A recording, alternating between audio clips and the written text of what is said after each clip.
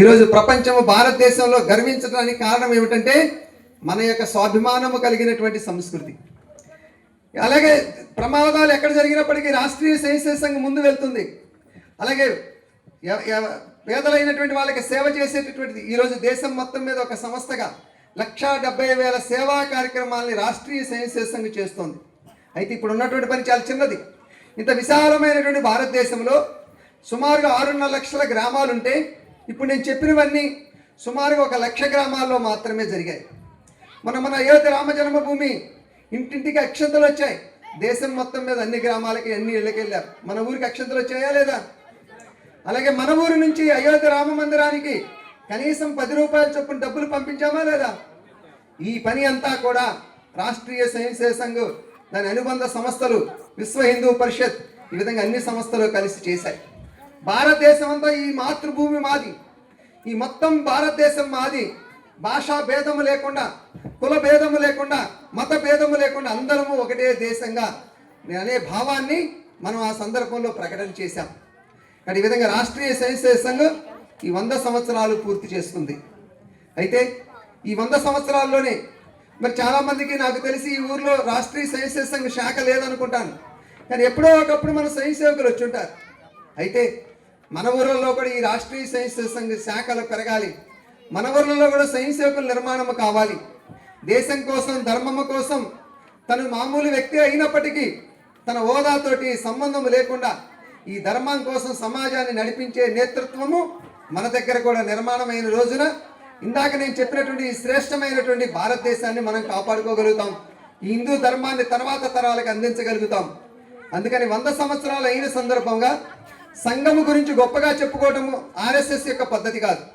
ఇంకొక 100 సంవత్సరాలు ఆర్ఎస్ఎస్ పూర్తి చేసుకోవాలనే కోరిక రాష్ట్రీయ స్వయం సంఘానికి లేదు. సంఘము కోరిక ఏమిటంటే భారతదేశం మళ్ళీ తిరిగి ప్రపంచంలో జగద్గురువు కావాలి. ఈరోజు మనం చూసినట్లయితే ప్రపంచంలో నెంబర్ 1 దేశం ఎవరు అని అంటే భారతదేశం పేరు మొదటి స్థానంలో లేదు, 2వ స్థానంలో లేదు, 3వ స్థానంలో లేదు. ఏ 10వ స్థానమో 15వ స్థానమో ఉంది. కానీ జనాభా పరంగా చూస్తే ప్రపంచంలో భారతదేశం యొక్క జనాభాకి చైనా తర్వాత ఇంకెవరు అందుబాటులో లేరు.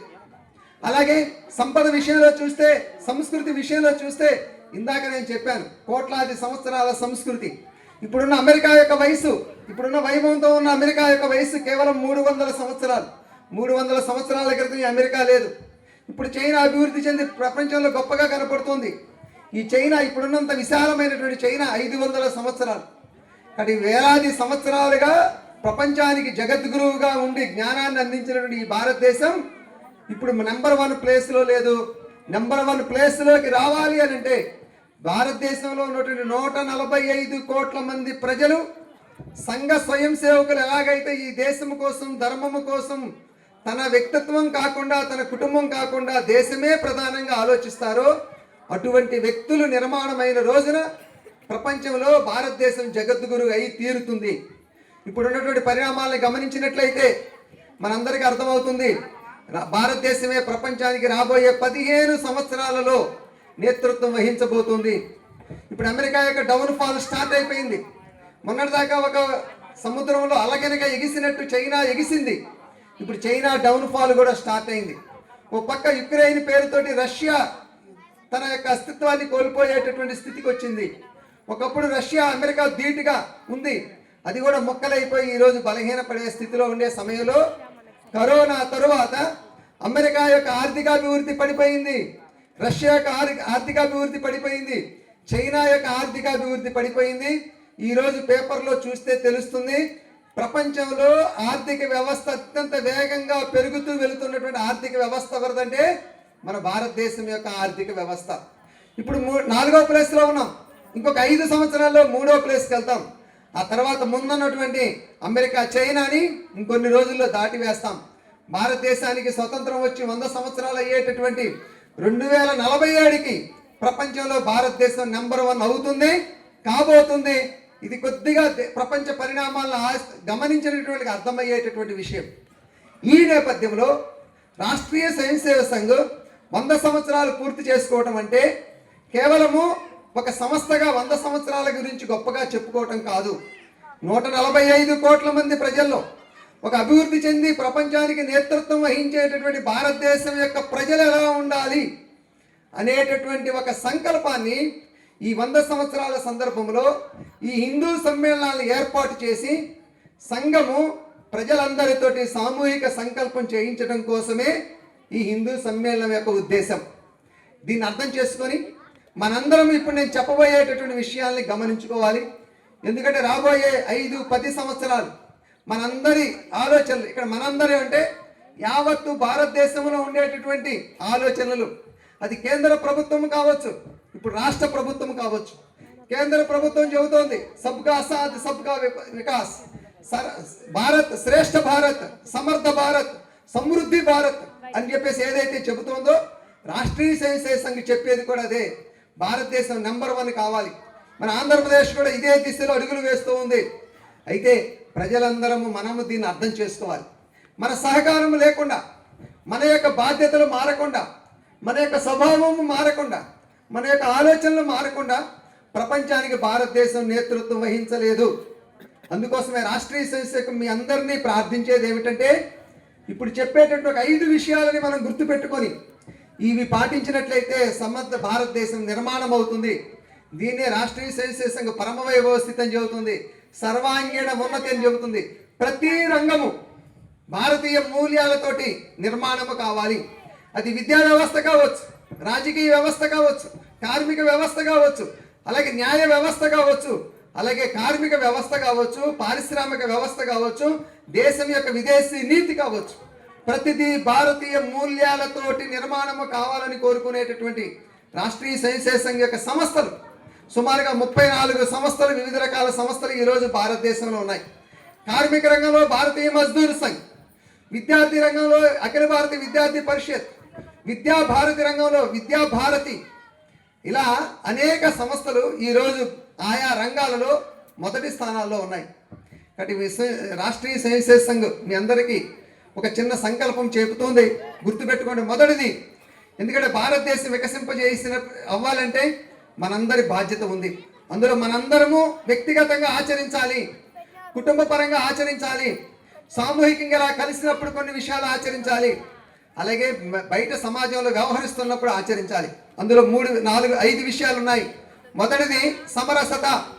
కుల భేదముతోటి, ప్రాంతీయ భేదాలతోటి, భాషా భేదాలతోటి, ఆర్థిక పరమైనటువంటి ఉన్నతి, భేదవాడు అనేటువంటి భేదభావంతో, విద్యతో సంబంధించినటువంటి హోదాతోటి, ఈ భేదభావాలు లేకుండా 145 కోట్ల మందిని ఇందాక నేను చెప్పినట్టుగా ప్రపంచంలోని అత్యంత సనాతనమైనటువంటి ఒక శ్రేష్ఠ భారతదేశానికి వారసులము అనేటటువంటి స్పృహతోటి ప్రతి వ్యక్తి వ్యవహరించాలి. దీన్నే సామాజిక సమరసత అంటారు. మన హిందూ సమాజంలో కూడా కొన్ని లోపాలు ఉన్నాయి, ఇవి మధ్యలో వచ్చాయి. ఇప్పుడున్నటువంటి అస్పృశ్యతో కూడినటువంటి అంటరానితనం ఏదైతే ఉందో మన రామాయణంలో లేదు, మన మహాభారతంలో లేదు, అలాగే మహాపురుషుల జీవితంలో లేదు, అలాగే మన తత్వాల్లో లేదు. మనం ఇక్కడ కడప జిల్లాకి సంబంధించిన ఉన్నాం. మన అన్నమాచార్య కీర్తనలో ఉంది, బ్రహ్మం ఒక్కటే, పరబ్రహ్మం ఒక్కటే. ఆ సూర్యుడి నుంచి వచ్చేటటువంటి కిరణాలు అందరి మీద సమానంగా పడతాయి. ఇంకా నువ్వెందుకు కులభేదాన్ని పాటిస్తావు? నిద్ర అందరికీ ఒకటే, నువ్వెందుకు కులభేదాన్ని పాటిస్తావు? మన వీర బ్రహ్మేంద్ర స్వామి చెప్పారు అందరూ సమానమే అని చెప్పేసి. కాబట్టి మనము హిందూ ధర్మములో లేని దానిని అనవసరంగా పాటిస్తూ హిందూగా జీవన విధానాన్ని కొనసాగించట్లేదు. ఎందుకంటే హిందువు అందరినీ హక్కున చేర్చుకొని అందరూ సుఖంగా జీవించడానికి ఇచ్చినటువంటి ఒక అద్భుతమైనటువంటి జీవన విధానం.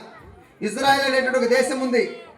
ఇజ్రాయెల్ అనే దేశము 2000 సంవత్సరాల క్రితము వాళ్ళ భూమి నుంచి వాళ్ళని తరిమి కొడితే ప్రపంచంలో చెల్లా చెదురై వెళ్ళిపోయారు.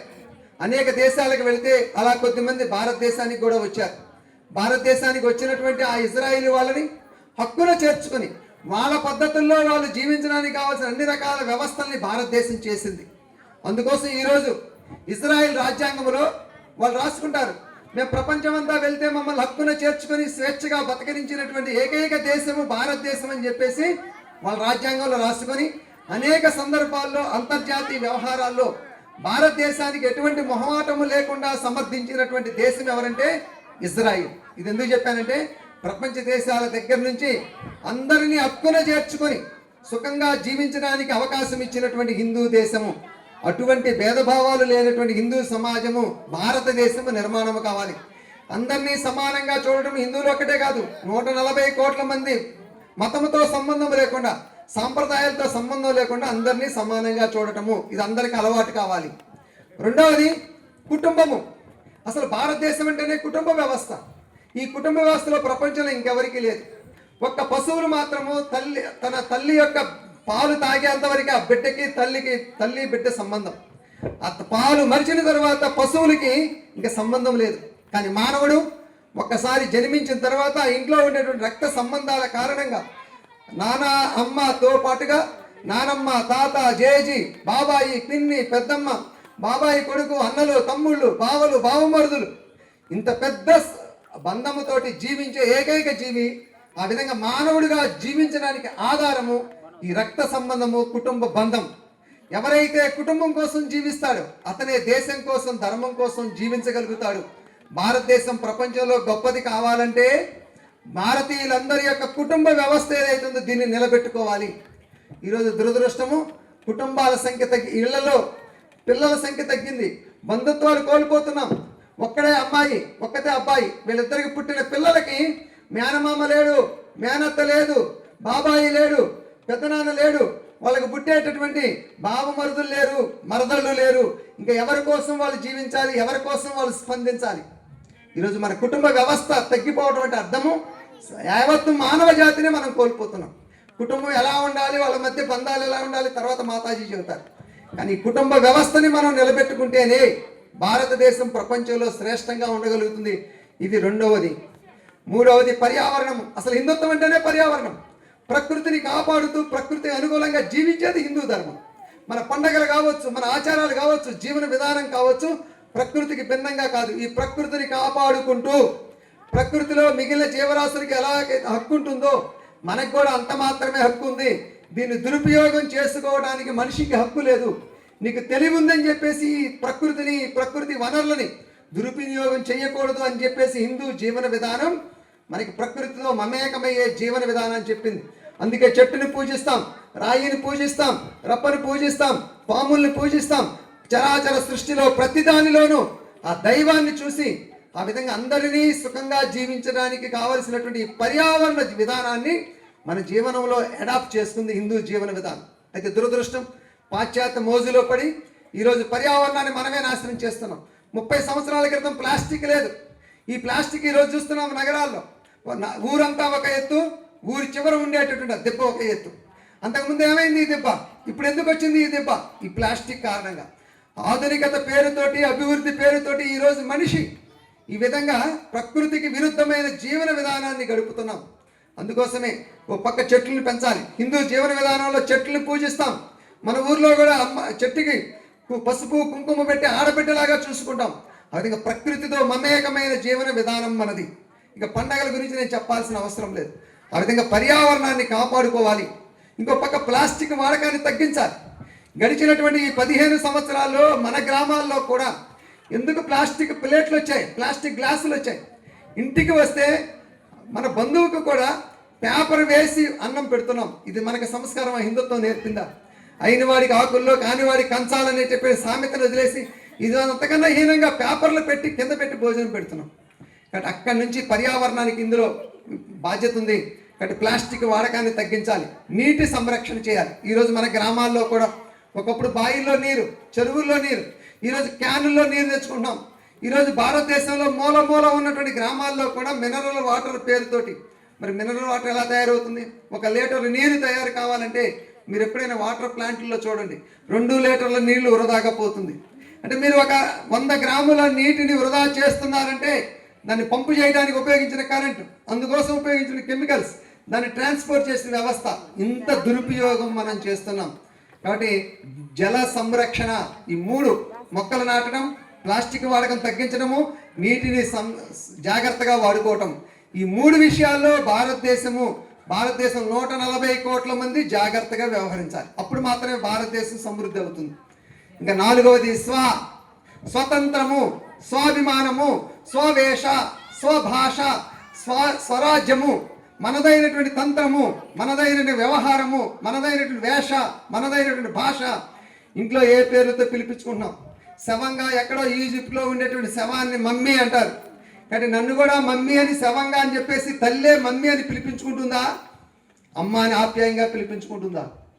నువ్వు మూర్ఖుడివి అని చెప్పడమే డాడీ అంటే. కానీ నా డాడీయే మూర్ఖుడు నన్ను అని పిలువని చెప్పేసి పిలిపించుకుంటున్నామా? తెలుగులో నానా అని పిలిపించుకుంటున్నామా? అక్కడి నుంచి మన స్వాభిమానం ప్రారంభమవుతుంది. ఇంట్లో మాతృభాష, అమ్మ ఏది మాట్లాడితే అది మాతృభాష. అటువంటి మాతృభాష అలవాటు కావాలి. ఈరోజు ముఖ్యంగా మన ఆంధ్రప్రదేశ్లో దౌర్భాగ్యము, ప్రభుత్వం వైపు నుంచే విశేష ప్రయత్నం చేసి ఇంగ్లీష్ని మన మీద బలవంతంగా రుద్దుతున్నారు. ముందు మాతృభాష రావాలి, ఆ తర్వాతే ప్రపంచాన్ని జయించడానికి ఇంగ్లీష్ నేర్చుకోవాల్సిందే. బ్రిటిష్ వాడికంటే అమెరికా వాడికంటే మనం ఇంగ్లీష్ గొప్పగా మాట్లాడతాము. అయితే మన మాతృభాషను వదలకూడదు. మాతృభాషని వదులుతున్నామంటే సంస్కృతిని వదులుతున్నట్టు. కాబట్టి ఆ సంస్కృతిని కాపాడాలంటే మాతృభాష. ఇంట్లో వాడే వస్తువులు, ఏ వస్తువులు వాడుతున్నాం? మన పెహల్గాములో, కాశ్మీర్లో భారతదేశంలో నలుమూలల నుంచి వచ్చినటువంటి యాత్రికుల్ని మతం చూసి మరీ చంపారు. వాళ్ళకి ఆ ధైర్యం ఎక్కడి నుంచి వచ్చింది? ఆ ఉగ్రవాదులకి పాకిస్తాన్ తయారు చేసి భారతదేశం మీదకి ఉసిగొలిపింది. ఆ సమయంలో మన దేశ ప్రధానమంత్రి గారు ఒక బహిరంగ సభలో మాట్లాడుతూ ప్రజలకు ఒక పిలుపిచ్చారు.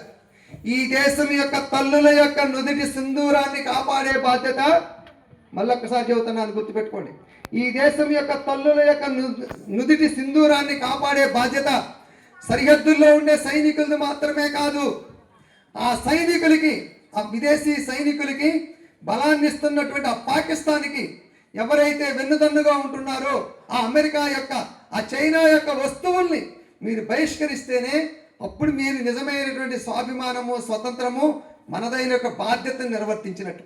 మీరు అమెరికా వస్తువులు వాడుతూ, చైనా వస్తువులు వాడుతూ భారతదేశం మీద పాకిస్తాన్ దాడి చేస్తుందంటే కారణము మనము సహకరించేటువంటి ఆర్థిక వ్యవస్థ.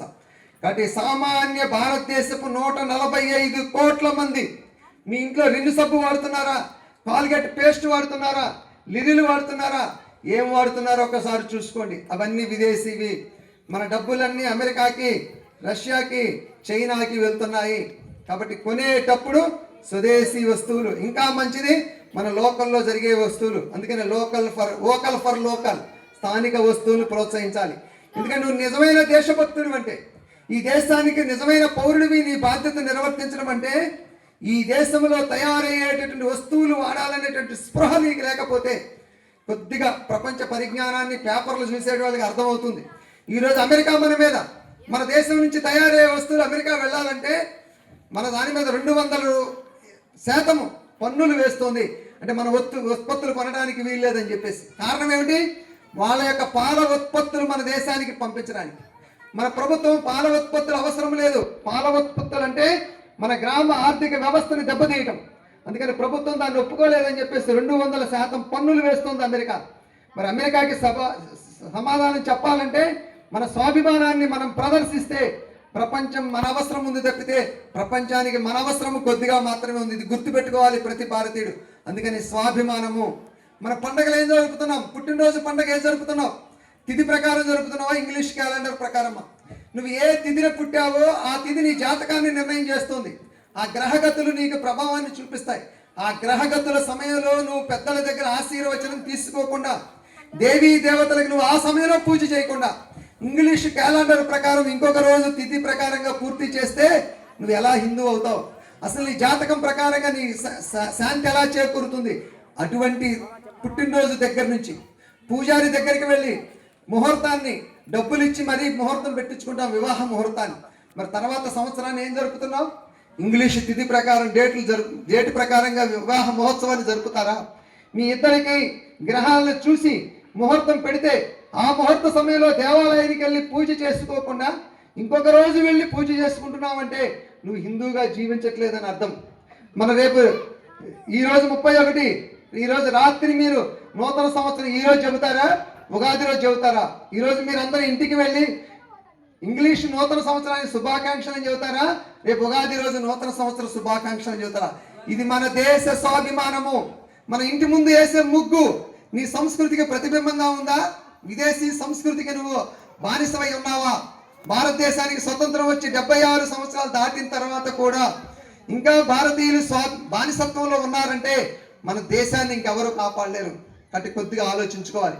ఈ విధంగా స్వతంత్రము, దేశ వ్యవహారాల దగ్గర నుంచి మన ఆర్థిక వ్యవస్థ వరకు ఈ స్వాభిమానంతోటి భారతదేశం జీవించాలి. 145 కోట్ల మంది జీవించాలి. ఇది రాష్ట్రీయ స్వయం సంఘం కోరుకునేటటువంటి. చివరిది పౌర విధులు. ప్రపంచంలో మన దేశానికి రాబోయే రోజులు అందరూ వస్తారు. ఈ మధ్య నేను ఒక 2 వీడియోలు చూశాను. ఒక వీడియో, ఒక అమెరికా మహిళ తన బిడ్డకి భారతదేశానికి వస్తేనే తనకి మంచిదైనటువంటి సంస్కృతులు బిడ్డకి వస్తాయి అని చెప్పేసి ఆ బిడ్డ యొక్క విద్య భారతదేశంలో జరగాలని ఇక్కడికే వచ్చి చదువుకోవడానికి బిడ్డతో సహా జీవించింది. ఇంకొక మహిళ, డచ్ మహిళ, భారతదేశాన్ని 10 రోజుల పాటు సందర్శించింది. అనేక ప్రాంతాలు తిరిగిన తర్వాత ఒక వీడియో తయారు చేసి ఆమె పెట్టింది. ఏం పెట్టిందంటే, ఇంకెవ్వరూ భారతదేశానికి రావద్దు అని చెప్పేసి ప్రపంచానికి సందేశాన్ని ఇచ్చింది. ఎందుకంటే ఈ 10 రోజుల్లో ఆమె ఎక్కడెక్కడైతే తిరిగిందో ఆమెకి ఏదైనా వస్తువు కొనాలంటే నాసిరకం వస్తువు అంట కట్టారు, ఎక్కువ ధర చెప్పారు. బస్సుల్లోనూ కారుల్లోనూ ఆటోల్లో తిరుగుతున్నప్పుడు ఒక సాటి మహిళ పట్ల, ఎందుకంటే హిందూ ధర్మం మహిళని ఉన్నత స్థానంలో చూస్తుంది, కానీ విదేశీ మహిళ పట్ల వ్యవహరించాలి తీరులో వ్యవహరించకుండా చిల్లరగా వ్యవహరించారు, అసభ్యంగా వ్యవహరించారు. విసిగిపోయి ఆ వీడియోలో ఏం చెప్పిందంటే, ఇంకెవరు భారతదేశానికి రావద్దు. ఈ దేశం యొక్క ధర్మము, సంస్కృతి, శ్రేష్టతను చూసేమో తన బిడ్డకి సంస్కారాలు కోరుకోవాలని ఒక మహిళ చెబితే, ఇప్పుడున్నటువంటి ప్రజల యొక్క చిల్లర వ్యవహారాన్ని చూసి ఇంకెవరు భారతదేశానికి రావద్దని చెప్పారు. కానీ భారతదేశం ప్రపంచానికి జగద్గురువై నేతృత్వం వహించాలంటే ఒక కుగ్రామంలో ఉన్నటువంటి సామాన్య వ్యక్తి కూడా ఈ స్పృహతోటి లేకపోతే ప్రపంచంలో మన దేశం యొక్క పరువు పోతుంది. మన దేశం ఎంత గొప్పది అయినప్పటికీ సామాన్య వ్యక్తి యొక్క వ్యవహారము కారణంగా ఈ దేశం యొక్క గౌరవం పోతుంది. అందుకని ప్రతి వ్యక్తి ఈ స్పృహతోటి ఉండాలి. అందుకనే ప్రభుత్వపు నియమాలు పాటించేటప్పుడు కావచ్చు, ట్రాఫిక్ నియమాలు పాటించేటప్పుడు కావచ్చు, ప్రభుత్వానికి పన్నులు కట్టే విషయం దగ్గర నుంచి రాజకీయంగా ఓటు వేయాల్సిన సమయంలో ఆలోచించుకొని ఓటు వేసేటటువంటి జాతీయ స్పృహతోటి ఇట్లా ప్రతి సందర్భంలోనూ ఈ దేశము నేను ఒక కీలకమైనటువంటి వ్యక్తిని అని ప్రతి వ్యక్తి ఆ స్పృహతో వ్యవహరించాలి. ఈ 5 రకాల విషయాలు మళ్ళొకసారి చెబుతాను, అందరము పలుకుదాం. మొదటిది సామాజిక సమరసత. చెప్పండి. సామాజిక సమరసత. రెండవది కుటుంబము. మూడవది పర్యావరణము. ఇందులో చెట్లను నాటడము. చెప్పండి. రెండవది జలాన్ని సంరక్షించడము. ప్లాస్టిక్ వాడకాన్ని తగ్గించడము. వాడొద్దంటలేదు, తగ్గించాలి. అలాగే స్వాభిమానాన్ని కలిగి ఉండటము. చెప్పండి. స్వాభిమానాన్ని కలిగి ఉండటం. స్వదేశీ వస్తువులు వాడటము. అలాగే పౌర విధులు ఏవైతే మన బాధ్యతలున్నాయో వాటి పౌర విధులు పాటించడము. ఈ 5 రకాల విషయాల్ని దృష్టిలో పెట్టుకొని రాబోయే 5 సంవత్సరాలు, ఇప్పుడు నేను చెప్పినంత ఉపన్యాసం అంత తేలిగ్గా 5 విషయాలు పాటించడం. కాబట్టి అందరము మన జీవితంలో అనుసరించాలి. ఎప్పటికప్పుడు అడుగు అడుగున ఈ స్పృహతోటి వ్యవహరించాలని రాష్ట్రీయ స్వయం సంఘ్ ఈ 100 సంవత్సరాలు అయిన సందర్భంలో భారతదేశం మళ్ళీ ప్రపంచంలో శక్తివంతం కావాలంటే ఈ 5 విషయాల్లో పరివర్తన వచ్చిన రోజున ప్రభుత్వాలు ఎంత చేసినప్పటికీ, ప్రభుత్వాలు ఏం చేసినప్పటికీ భౌతిక సంపదే, మంచి రోడ్లు వేస్తాయి, మంచి సౌకర్యాలు ఇస్తాయి, మంచి కోర్టులు ఉంటాయి, మంచి పోలీసు వ్యవస్థ ఉంటుంది, మంచి ప్రచార వ్యవస్థ ఉంటుంది, ఆనందంగా ఉండడానికి కావలసిన వ్యవస్థలు ప్రభుత్వం చేస్తుంది. కానీ ప్రజల యొక్క బాధ్యతని గుర్తుంచుకొని తమ హక్కులతో పాటుగా ఈ దేశం ప్రపంచంలో గొప్పదై అమెరికాని కాదు కదా, రష్యాని కాదు కదా, అందరినీ శాసించే స్థితిలో ఈ దేశం ఉండాలంటే కొద్దిమంది వ్యక్తులు, ఒక చిన్న సమాజము ఇది సాధ్యము కాదు. 145 కోట్ల మంది, 6,50,000 గ్రామాలకు సంబంధించిన ప్రజలందరూ మతముతోటి, భాషతోటి, సాంప్రదాయంతో సంబంధము లేకుండా, హోదాలతోటి సంబంధము లేకుండా ఈ భారతదేశం, విశాల భారతదేశం శాశ్వతమైనటువంటిది, ప్రపంచంలో చిరకాలం ఉండాలి, ప్రపంచానికి నేతృత్వం వహించాలి, ప్రపంచానికి అన్నపూర్ణ కావాలి అనేటటువంటి సామూహిక సంకల్పం చేసుకున్న రోజున భారతదేశం ప్రపంచానికి నేతృత్వం వహిస్తుంది.